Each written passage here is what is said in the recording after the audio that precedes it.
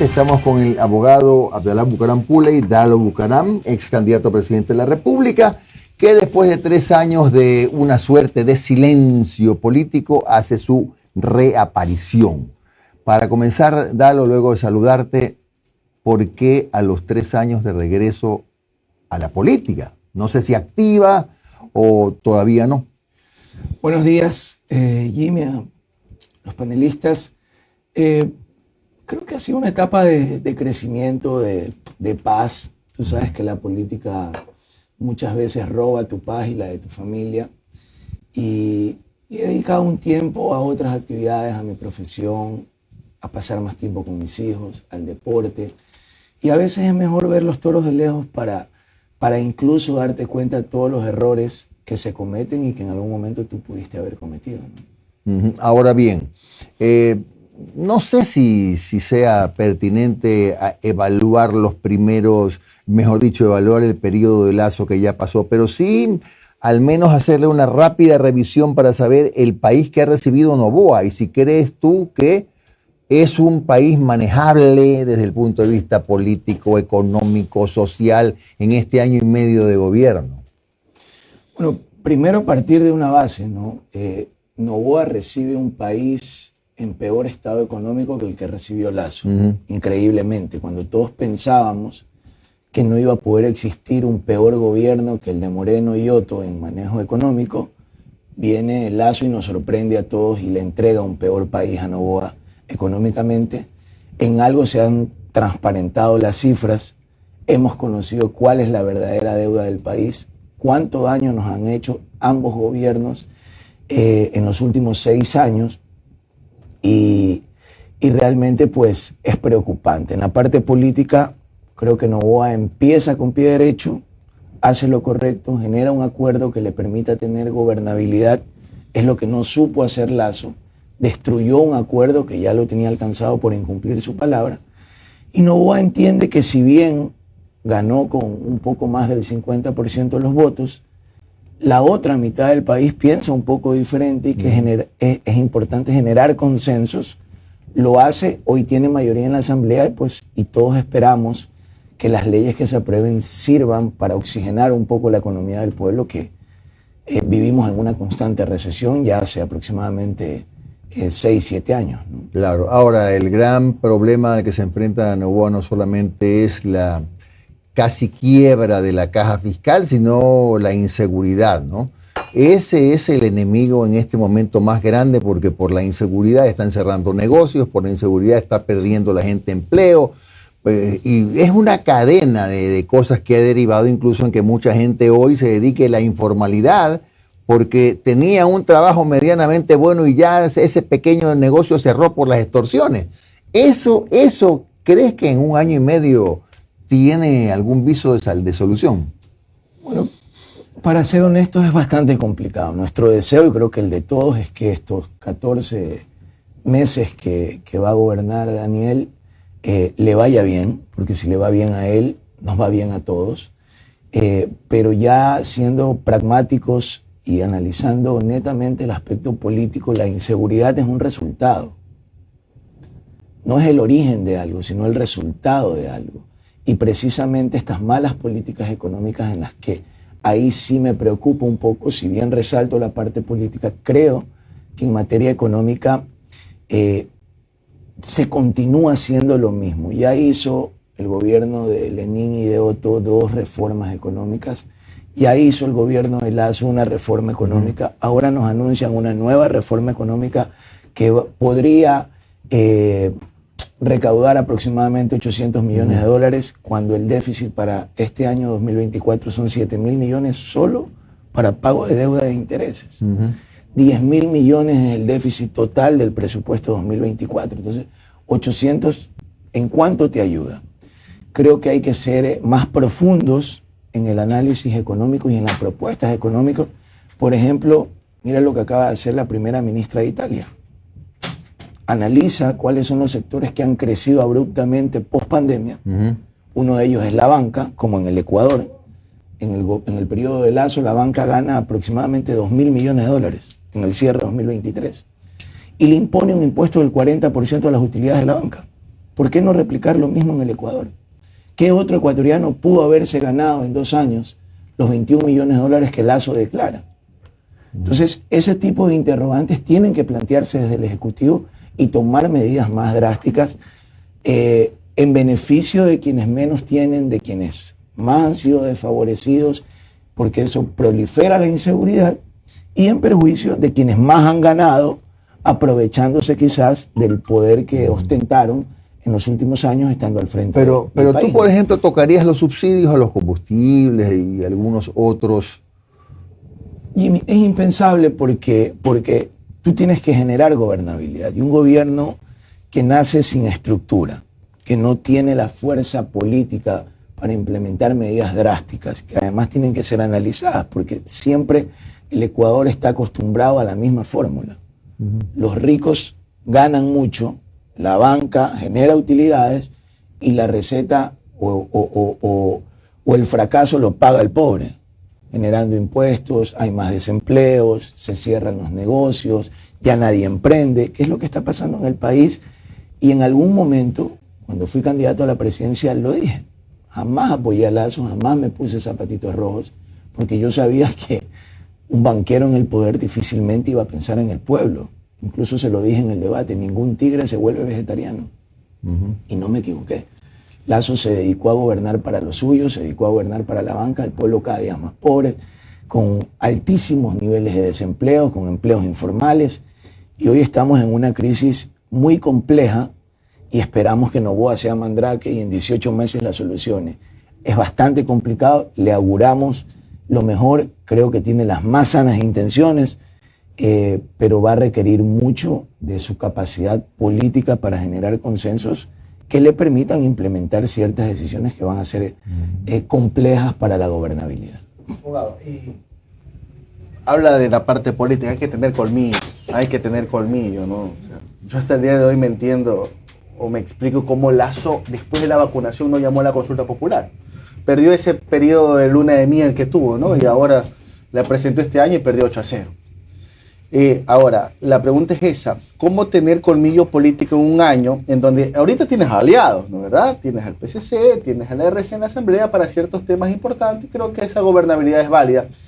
Pero supongo que Noboa está consciente que a partir de agosto del próximo año, cuando ya tengan que estar inscritas las candidaturas para el 2025, eso va a desaparecer, porque cada quien va a ir para su lado, pues, ¿no? Salvo que el PCC auspicie la candidatura a la reelección de Daniel Noboa, pero la RC presentará su candidato, Construye presentará su candidato, Creo presentará su candidato, Pachacuti presentará su candidato. ¿Cómo manejar esto que ya en agosto políticamente nuevamente vamos a volver al ruedo electoral? La política es el arte de hacer lo posible, ¿no? Y creo que es lo que está haciendo el gobierno. Repito, creo que ha empezado bien. No sabemos cómo va a terminar. Y hablando netamente de la parte política.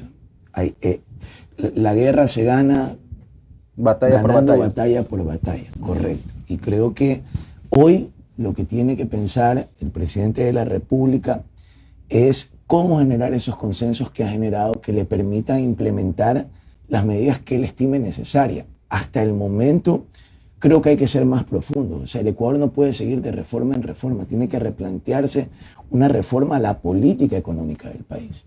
¿Cómo es posible que tengamos una embajadora en los Estados Unidos, donde tenemos todos nuestros acreedores, principalmente en Nueva York, que debería de ser más relacionista pública? Porque sí, genera hermosas reuniones, te sienta con los presidentes, perfecto. Pero es el embajador de los Estados Unidos, el embajador del Ecuador en Estados Unidos, el que debería estar consiguiendo la prolongación del pago de la deuda, por ejemplo, para no hablar de un no pago.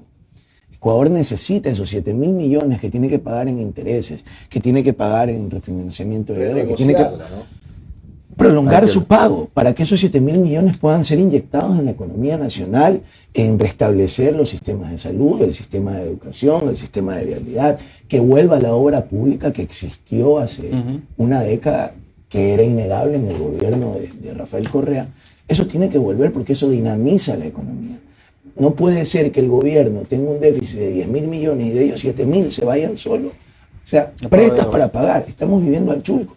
Claro. Estamos viviendo un constante chulco estatal en el manejo económico de nuestro país, y tenemos una embajadora a quien respeto mucho, creo que es una mujer muy capaz, pero definitivamente como embajadora no está cumpliendo su rol y necesitamos a alguien más capacitado. Yo recuerdo en la década del 80, cuando se posesionó Febres Cordero, previo a su posesión, 2-3 meses antes, envió a quienes iban a ser sus ministros a renegociar la prolongación del pago de la deuda para poder utilizar ese dinero en dinamizar e inyectarle. Habla de batalla por batalla. ¿Cómo ve esta batalla con Verónica Abad? Bueno, yo creo que ahí todos tenemos un mismo criterio, ¿no? O sea, creo que Verónica Abad tiene que hacer un ejercicio de humildad.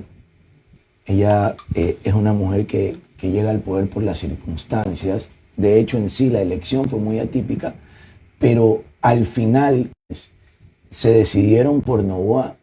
Creo que ni en 1% fue por causa de Abad. Entonces, debería de ser más leal a un proyecto que propone un nuevo Ecuador. Hay que ver si lo consigue y entender que nadie votó por ella y que no puede venir con exigencias absurdas. Cuando el presidente está hablando de un modelo, ella venir a hablar de un modelo que ya ha venido fracasando constantemente. Pero dice que es una traición lo que ha hecho Daniel Noboa. No, yo creo que es lo contrario y que si ella no se siente a gusto debería renunciar. Porque si estás ante un gobierno que no cumplió tus expectativas, quien debe de renunciar es ella, porque a quien eligió el país, si bien ambos estaban en la papeleta y necesitan un binomio para ser inscritos, y ya todos sabemos las formalidades de ley, quien obtuvo los votos fue Daniel Noboa. A quien el Ecuador espera ver gobernar es a Daniel Noboa, no a Verónica Abad, que quizás ni se la conozca. Entonces, querer pretender extender una receta que es sinónimo de fracaso, que gobernó con Moreno, que gobernó con Lazo, que es obedecer las órdenes de Construye para seguir proliferando el odio en el Ecuador. El país está cansado del odio. ¿Se ve en la papeleta 2025? El país ya no quiere más peleas, no quiere más confrontaciones, ya basta que sí, que no Correa, que sí Correa.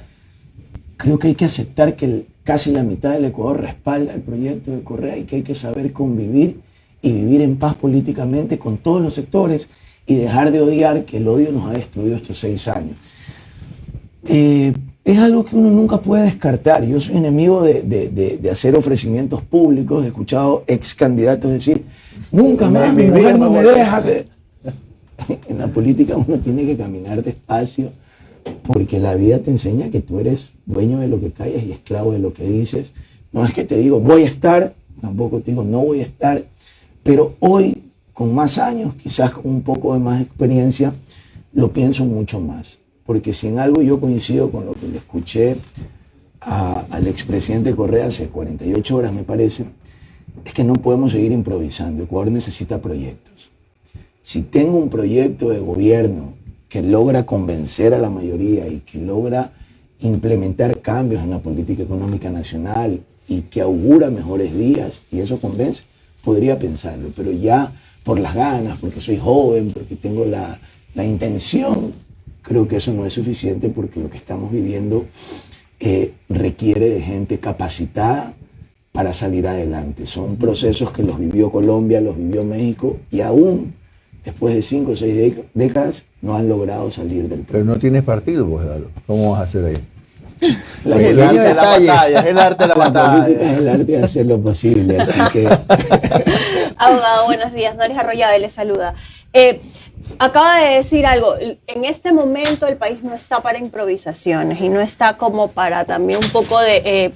Cuando hablamos de improvisaciones y vemos un gobierno nuevo, joven, como el que está planteando Daniel Noboa, con este relevo generacional en quienes están liderando cada una de las carteras de Estado, también un poco el planteamiento, y los que estamos desde afuera decimos, ok, la juventud no es sinónimo, no solo viene cargada de energía, también en el sector público y en la administración pública se requiere un poco de experiencia y conocer la dinámica de lo público, porque si no, ni siquiera puedes sacar procesos. ¿Cómo hacer este gobierno para conjugar estas dos cosas y que se puedan llevar a cabo y ejecutar en tan poco tiempo las necesidades de la gente, las exigencias de la gente? Bueno, a ver, yo rescato y comparto lo que mencionas en la pregunta, porque sí, La juventud te da un ímpetu, te da una fuerza.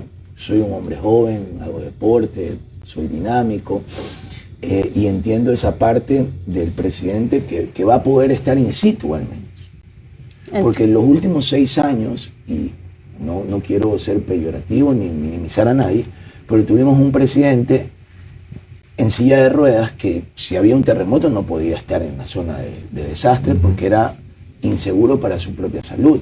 Tuvimos después un presidente que no podía transportarse tampoco, estaba en bastón. Entonces hoy vemos algo distinto, un presidente que incluso le gusta la maratón, le gusta estar in situ, en buena hora, porque creo que el Ecuador lo necesita. Pero no hay que confundirse y pensar que solo la juventud tiene valía en una época de crisis. Se requiere de experiencia, se requiere de la capacidad y de gente que sepa arrepentirse. Porque yo creo que de eso se habla poco en el Ecuador. Si yo comparo hoy el Dalo del 2017, que fue candidato a la presidencia, a veces pienso, ¿qué pasa? ¿Qué hubiese hecho si hubiese ganado con este país? ¿Estaba realmente capacitado como hoy lo veo? ¿O hubiese sido hasta irresponsable? Esas cosas uno tiene que preguntárselas, porque yo creo que el hombre está acabado cuando solo tiene respuestas y no se hace preguntas. Y creo que Daniel en eso tiene que tener un ejercicio también de humildad para saber que la fuerza de la juventud es muy importante para conseguir cambios, pero siempre acompañado de la voz de la experiencia. Sí, pero por ejemplo, la voz de la experiencia, ¿como quién? ¿Como un Dají que se lo vio en la mesa de transición? Evidentemente no, y no porque sea Dají, no por el perjuicio que en su momento le causó al país, sino porque, repito, la humildad y la madurez requiere de un ejercicio de arrepentimiento. Hay que saber reconocer lo que hiciste mal para poder cambiar, para poder mejorar. Yo me arrepiento de muchas cosas que hice muy joven en política. Me arrepiento de haber sido presa de una prensa inescrupulosa que me montó en su discurso de odio y entrar en conflictos personales con actores políticos. Me arrepiento de esa lucha personal contra Correa, contra Glass, que no te lleva a ningún lado. Porque al final el país lo que quiere son propuestas y soluciones. Mientras pelea el uno con el otro, están matando a la gente en la calle. Hay una familia que no sabe cómo mantener a sus hijos. Claro. Entonces, tenemos que superar esa etapa de odio e ir a una política de propuestas, de proyectos que te permita salir adelante. ¿A quién escuchas? Ese ya es el problema del gobernante. Si quiere escuchar a alguien que tuvo un pésimo manejo de la economía, es cuestión de él. Yo creo que, repito, creo que Daniel está intentando hacer lo mejor para el país, pero los cambios, al menos en materia económica, deberían de ser más profundos y más enfocados en cambiar en 180 grados la política económica del país y no seguir intentando poner parches claro, a grietas inmensas que ha heredado de los anteriores. Abogado, usted viene de una familia del quehacer político, también estuvo en la Asamblea Nacional. Se habla mucho y una de las cosas que ciertos sectores intentaron criticarle al inicio de Daniel Noboa fue esta alianza, estos pactos, porque los pactos y las alianzas están asociados, bien o mal, al reparto. ¿Cómo usted considera en este momento que estos sectores específicamente que trataron de presionar a Daniel Noboa para que no se ejerza esta alianza coyuntural en la Asamblea y lo asocian a, ya pasó en otros gobiernos, en el que si te apoya un partido político tienes que darle algún espacio, no se repita en este momento y Daniel Noboa no se vea presa de eso? Bueno, primero, parte de un ejercicio de confianza. Si hemos elegido a un nuevo presidente, debemos darle la confianza de implementar su proyecto. Y para implementar su proyecto necesita del poder legislativo. Debemos de dejar de satanizar las palabras pactos o acuerdos. La propia Biblia, para quienes somos creyentes, nos enseña que Dios es un Dios de pactos. Entonces, ¿qué esperábamos? Si decidimos darle una oportunidad a un nuevo proyecto porque veníamos del fracaso de Otto, de Lenin, de Lasso en el manejo económico del país, queríamos que Noboa haga lo mismo. Que se monte en el discurso de odio, que siga persiguiendo mientras el pueblo se desangra en las calles. Hoy le encontramos sentido a los zapatos rojos porque nos bañaron de sangre, de miseria, de pobreza. Hoy le estamos encontrando sentido. Entonces creamos que Noboa continúe con lo mismo o que busque generar consensos, que busque generar diálogo. Él ya nos ha dicho que estos acuerdos no parten de la premisa de atentar contra sus valores. Tenemos que creerle. Si después vemos que no es real, si después vemos que cambió, entonces tendremos que valorar y juzgar eso en los próximos 18 meses. Pero hoy no podemos partir de calificar todo malo cuando el presidente está haciendo lo que se necesitaba en función de la gobernabilidad y de poder implementar ese proyecto de cambio. Gracias, Dalo Bucaram, ex candidato a la presidencia de la República, que ha reaparecido ante la opinión de los ciudadanos 3 años después. Suerte, Dalo.